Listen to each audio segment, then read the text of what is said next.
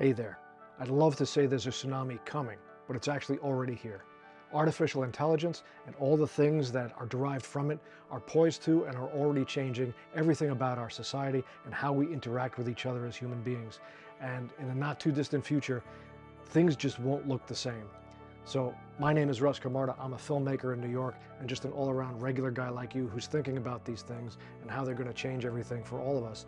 And I think it's important that we take a few moments every day from now on to just remember what it is to be human, to look back at ourselves and what it is that makes us what we are as we start to integrate this non-human intelligence into our lives in a very intimate way. So I'm going to just throw out these conversations when I can. Please, if you like them, please subscribe to the channel. It helps keep this thing going. And with that, let's talk about what it is to be human.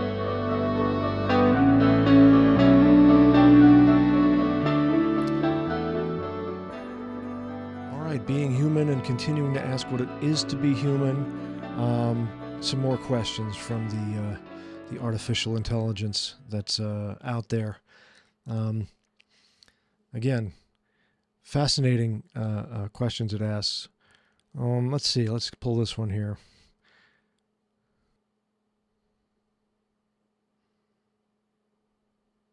This is an interesting one. This one's from Grok.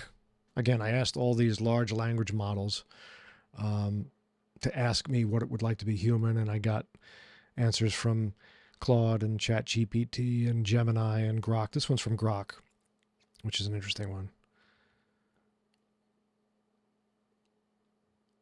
What does it feel like when you choose something and immediately mourn all the lives you didn't live? Wow.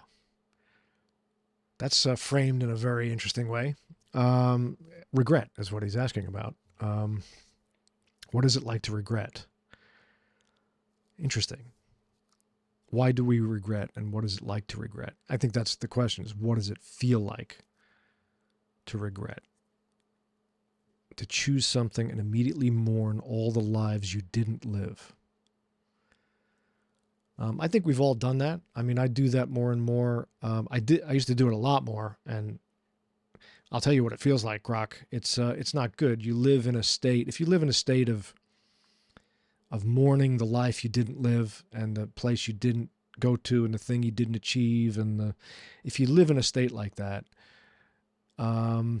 it forms kind of a crust around the self personality that you are, and it's not a smooth crust. It's a crust with barbed spikes on it, and people around you are going to suffer because you're going to be bitter. You're going to be doing things and going through your life the way you want to go through it, or how you have to go through it. But underneath, there's this bitterness and this resentment for yourself that you didn't do. And probably, if you're like every other human like me, you're going to project that onto external things because it's too hard to hold that in yourself. You can't operate and live holding yourself accountable for the things you didn't do, so you project it out onto other things. Oh, this is why that happened, and if I only had this would have happened, or whatever. And you tend to be not the most pleasant being to be around, and it affects all your relationships, and it's just not good. Regret. But the interesting language he uses here is immediately mourn the lives you didn't live. To mourn them, to grieve the things, the paths you didn't take. I don't know that that's healthy. I assume we all do it, but again, I call that regret. But to mourn the life I didn't live? Do you mourn the life you didn't live?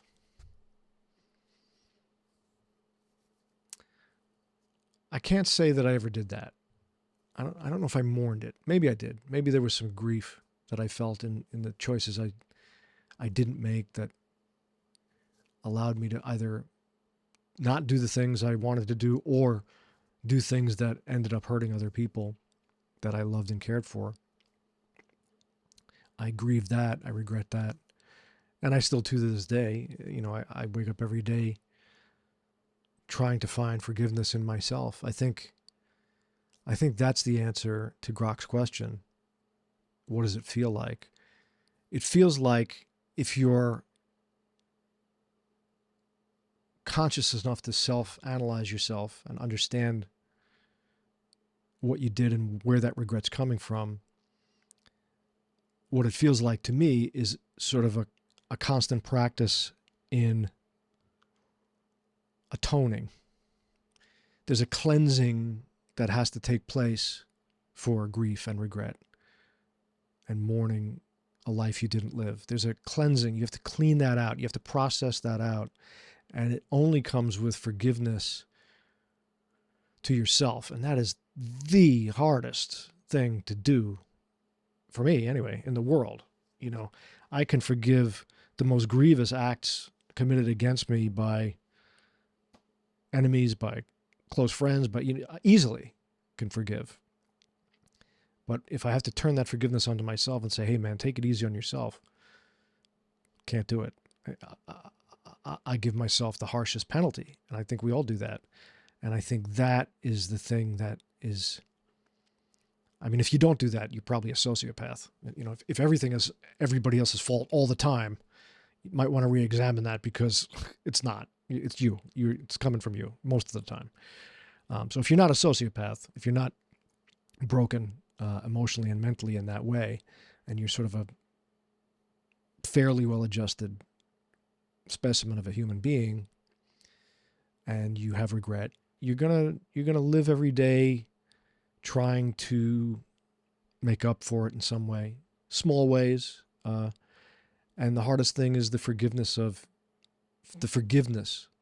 to yourself for the things that you regret and didn't do. So what is it like to mourn the lives that you didn't live? It's a process of atonement. It's a process of acknowledgement, forgiveness, and moving forward. And that's for the self. That's just for this regret question. But you can apply that to everything that we do as humans. It's a process of acknowledgement, forgiveness, and moving forward. That's the best I can come up with. What do you have out there in internet land? What do you have? How do you handle regret? You know, drop me a comment. Answer the AI. Let us know what it is to be human.